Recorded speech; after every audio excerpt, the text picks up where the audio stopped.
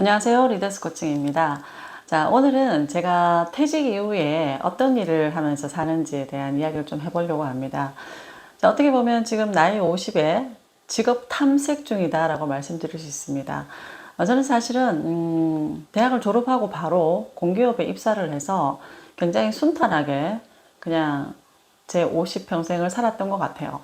뭐 특별히 직업에 대한 고민을 해본 적도 없고 그냥 나는 공기업에 들어가야지 라는 그 목표에 그냥 맞춰서 살았던 것 같아요. 그냥 공기업이 어떤 것인지도 모르고 그냥 공기업에 들어가면 좋다 하니까 그냥 공기업 들어가는 이제 공채 시험을 봐서 그냥 바로 입사를 한 거죠. 굉장히 운이 좋은 케이스라고 말씀드릴 수가 있습니다. 그래서 회사에 들어와서는 그냥 일을 했죠.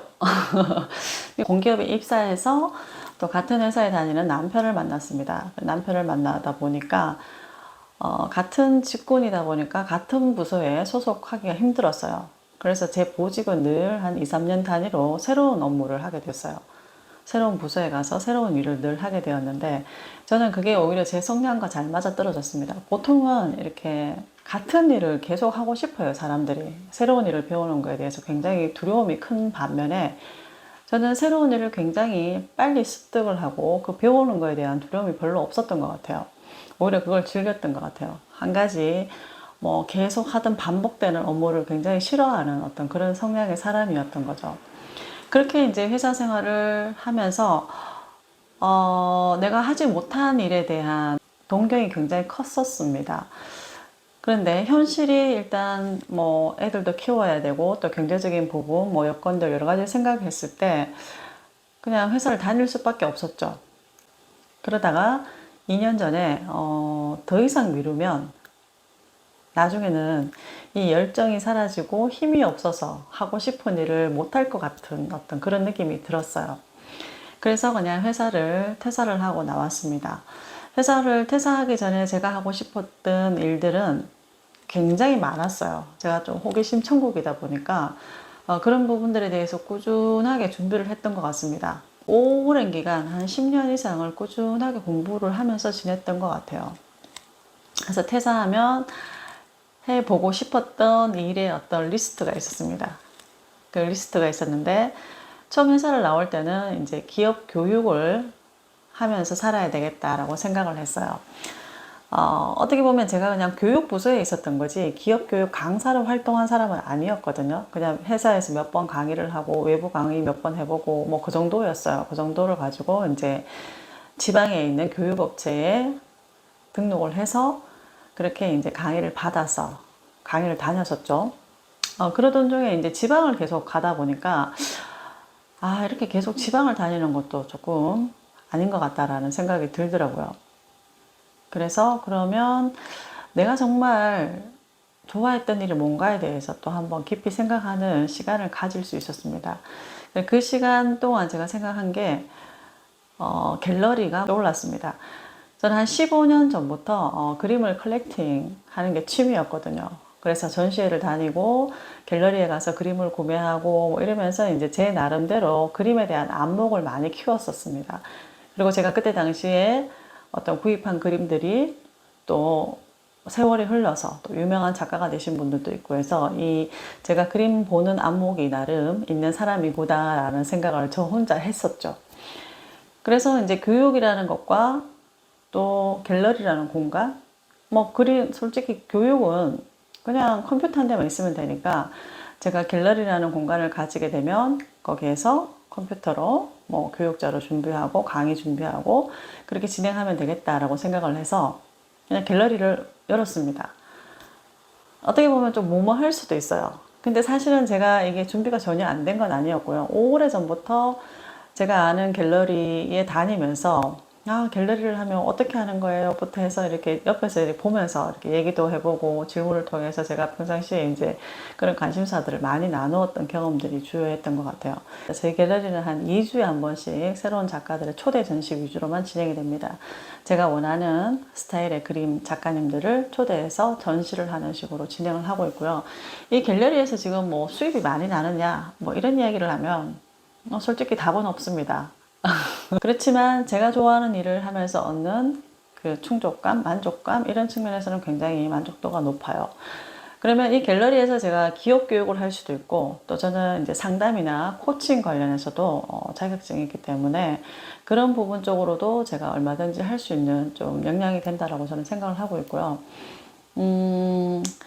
거기다가 또 제가 퇴직하기 전에 그때 한참 이제 유튜브 보면 뭐 스마트 스토어라든지 유튜버 뭐 이런 것들이 또 굉장히 핫했습니다. 그래서 스마트 스토어도 제가 한번 테스팅을 해봤어요. 한 6개월 정도. 6개월 정도 상품 10개 정도 올려놓고 네이버 광고를 돌렸죠. 그렇게 하니까 한 달에 한 10만 원 정도의 순이익이 났어요. 그러니까 사실은 이 스마트 스토어도 집중해서 하면 될 것 같은 생각은 들어요. 근데 지금은 제가 이제 집중하는 단계는 아니고 제가 하고 싶었던 어떻게 보면 직업의 버킷리스트를 가지고 지금은 좀 탐색하는 과정이다라고 저는 생각을 해요. 남편은 옆에서 야 너는 뭐 한 가지만 하지 뭘 이렇게 너무 많이 하는 거 아니야? 라고 이제 얘기를 하는데 저도 인정합니다. 인정하지만 제가 20대에 해야 될 그 탐색 과정을 지금 50이 되어서 진행하고 있는 겁니다. 그렇지만 저는 늦다고 생각하지 않아요. 왜냐하면 제가 80까지 일한다고 저는 생각을 하거든요. 80까지 일한다고 보면 아직까지 30년이나 남아 있습니다. 그 30년 동안 제가 이 직업 탐색의 시간을 5년을 가진 듯, 그죠? 25년의 시간이 또 남는 거예요. 그렇게 보면 이 탐색의 시간이 저한테는 굉장히 소중하고 또 이렇게 저한테 그런 기회들이 주어진다는 거에 대해서 굉장히 감사를 하고 있습니다. 그리고 최근에 제가 또 이제 도전하고 있는 게 헤드헌터입니다. 퇴사 전에도 저는 이제 HRD 부서에 있으면서 이 헤드헌터에 대한 관심이 좀 있었어요. 기본적으로 제가 사람에 대한 관심이 좀 많습니다. 그래서 뭐 디스크라든지 MBTI, 뭐 애니어그램, 심지어 사주까지 공부를 하고 사람에 대한 어떤 관심 이런 걸 바탕으로 해서 사람과 관련된 일을 하고 싶다라는 생각이 늘 있었기 때문에 뭐 상담 코칭도 마찬가지입니다.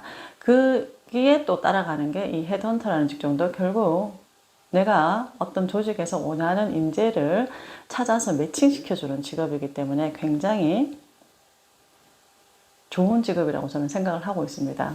그래서 헤드헌터라는 직업에 또 요즘은 도전하고 있습니다. 갤러리에서 같이 병행할 수 있는 직업이 참 많은 것 같아요. 그래서 이 갤러리는 기본적으로 제가 운영을 하고 있고 그 갤러리 안에서 또 다른 일들을 충분히 할 수 있기 때문에 이 제가 직업 선택은 좀 잘 한 것 같아요. 그래서 헤드헌터라는 직업에 요즘은 좀 집중하는 편이고 또 이 헤드헌터 직업은 사실은 어느 정도 이제 그 직업적인 이해나 또 경력이 충분하면 헤드헌터 회사에 등록을 해서 얼마든지 할 수 있습니다. 저도 이제 헤드헌터 업체에 등록이 되어 있는데 거기에서 또 활동하고 있고 또 나름 기대도 되는 또 저의 직업이기도 합니다.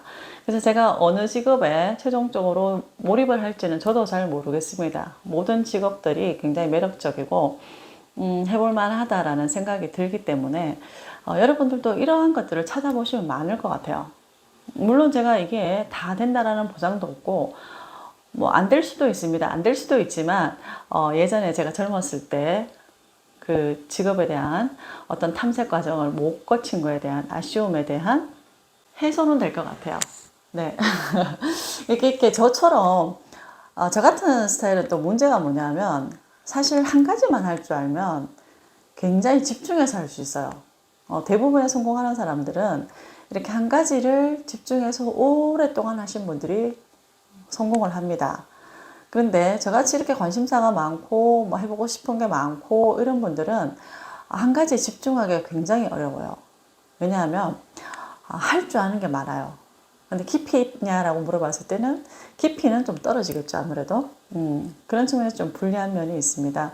그래서 저는 지금의 제가 가지고 있는 이 직업들은 그냥 저의 직업 탐색의 과정이고 그 안에서 제가 할 수 있는 역량만큼 또 어떤 성과를 낼 거라고 믿습니다. 그래서 여러분들도 저와는 많이 다르실 것 같아요. 이렇게 저처럼 준비를 굉장히 많이 하고 나오신 분도 계시겠지만 또 준비가 전혀 안 된 상태에서 나는 뭘 하고 살지에 대해서 막 고민하시는 분들이 많으실 것 같아요. 그래서 생각해보면 굉장히 많은 것 같아요. 어떻게 보면 유튜브라는 것도 뭐 사실은 돈을 벌기 위한 것이라기보다는 유튜브를 통해서 어떤 자기 개발에 어떤 시간을 가진다라고 생각을 하면 또 그것도 가치 있는 일이에요. 그렇게 하다 보면 내가 그냥 그렇게 시작을 했는데 하다 보니까 이게 또 어느 정도 되네 라고 이렇게 할 수도 있어요. 컨텐츠 내용에 따라서 평상시에 내가 생각했던 내용이 아닌 다른 주제로 어떻게 유튜브를 했는데 그게 어느 날 갑자기 막 조회수가 빵 터지면서 대박난 경우도 많으니까 여러분들도 저는 유튜브를 꼭 하셨으면 좋겠습니다. 그리고 좀 재밌습니다. 네. 어떤 활력소가 됩니다. 여러분들의 모습을 보면서 또, 외모도 조금 신경 써야 되는구나. 내가 너무 이렇게 꾸미지 않고 나왔나? 라는 반성도 하게 되고. 그래서 여러분들 스스로 어떤 자기관리 측면에서도 굉장히 좋습니다. 나이 들어서 사실 우리가 공식적인 행사에 나갈 일이 별로 없잖아요. 그렇게 따지면 유튜브 안에서 내 모습을 보면서 스스로를 가꾸고 개발하는 것도 굉장히 의미 있는 시간이라고 저는 생각을 합니다. 그리고 사실은 이제 퇴직 후에 어떤 무기력하거나 뭔가 할 게 없어서 고민이신 분들은 이게 또 어떤 하나의 동기부여가 될 수 있습니다. 이 유튜브를 통해서 내가 또 삶의 활력을 얻을 수도 있는 부분들이 있고 또 이 유튜브를 통해서 새로운 사람들과 또 관계를 맺는 어떤 기회가 될 수도 있기 때문에 유튜브는 꼭 하셨으면 합니다. 기본적으로 하시는 게 유튜브다라고 저는 정의를 좀 내리고 싶고요. 그리고 뭐 스마트 스토어라든지 이런 부분들도 실제로 해보시면 그렇게 어렵지 않아요. 물론 약간의 편집 기술이 조금 동원되긴 하는데 뭐 그런 부분들도 요즘은 유튜브에 워낙에 자료들이 많고 배우려고 하시면 얼마든지 하실 수 있는 부분이라서 꼭 도전해 보시라라고 말씀을 드릴 수가 있습니다.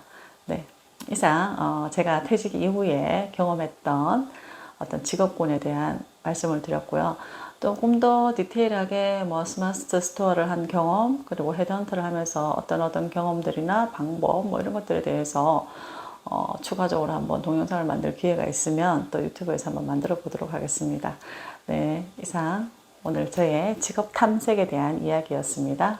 오늘 내용도 도움이 되셨다면 좋아요, 구독 부탁드리겠습니다. 행복한 하루 되세요. 감사합니다.